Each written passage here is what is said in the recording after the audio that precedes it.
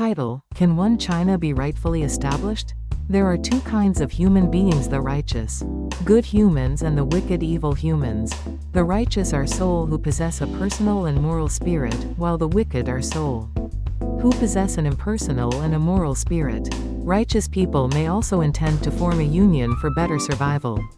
However, such a union is not an oppressive regime, but a human rights-based union. The wicked, on the other hand, may also seek to form a union to strengthen their power, but their union is oppressive and anti-human rights. They attack the righteous order, though imperfect and flawed, while justifying themselves and propagandizing, as if they too represent a human rights-based order. The righteous form a union on the foundation of goodness, but the wicked form a union on the foundation of evil. The righteous desire that all humans may become good, because the spirit of goodness is a valuable spirit that makes human life wise, abundant, and joyful. Just as there are kinds of metals, so too are there kinds of spirits, some valuable, some worthless. At the summit of the righteous stands conscience, and at the summit of conscience stands the Creator, who made conscience. But the wicked desire that all humans become wicked, without conscience, and unite together. At the highest point of such beings lies the inhuman spirit, and Satan, the devil.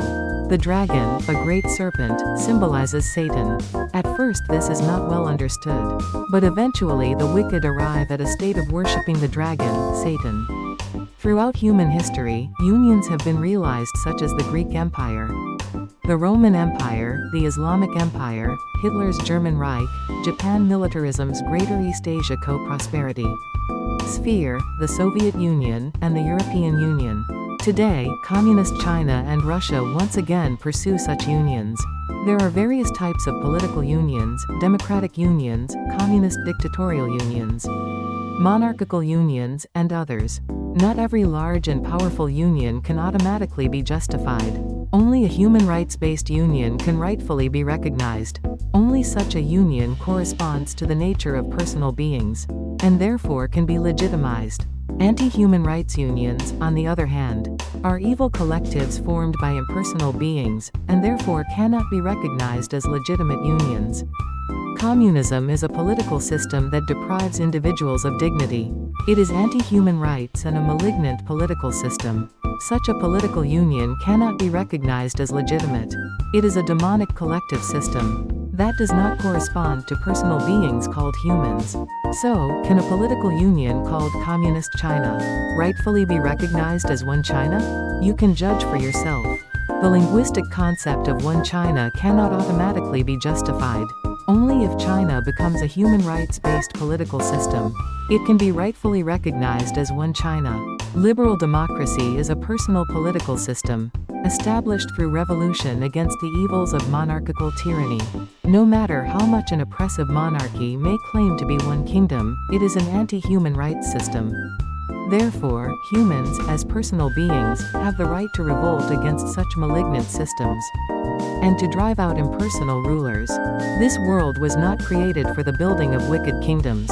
Rather, this world is a temporary world made by the Creator to completely destroy sin, evil, and the power of Satan through the universal ruler, Jesus Christ, and to build the eternal kingdom of the Creator. Thus, human beings cannot themselves build the true kingdom of the Creator. But personal beings must construct political systems that correspond to the building of the Creator's kingdom. This is the right kind of state system humans can build in this world. The true kingdom of the Creator is built through the Church of Jesus Christ. Just as we cannot recognize Hitler's Germanic-centered Europe, or Japan's racially centered Greater East Asia Co-Prosperity Sphere, so we cannot recognize one China built upon a communist oppressive system. As personal beings, humans must overthrow such malignant empires through human rights-based revolution, and construct human rights-based personalist nations and their unions. This is the true right of humanity, and the path to genuinely human survival.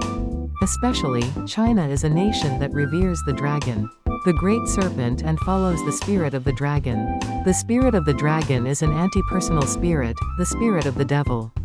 To form a union centered on such a spirit is to create a vast anti-human entity. and therefore it cannot be recognized in essence. The dragon's spirit is inhuman, thus, righteous humans must never revere or follow it. To worship the dragon is to worship the devil, Satan himself. The dragon's spirit drives out the personal spirit and turns humans into demons. For East Asia to form a union centered on a nation that reveres such an inhuman spirit is to walk a path where tragedy and disaster will become reality. It is the realization of catastrophe, just like Japanese militarism. Such a catastrophic unity can arise in various parts of the world. At present, the North Korean regime is preparing to turn the Korean peninsula into such a catastrophic unity, waiting for the right moment.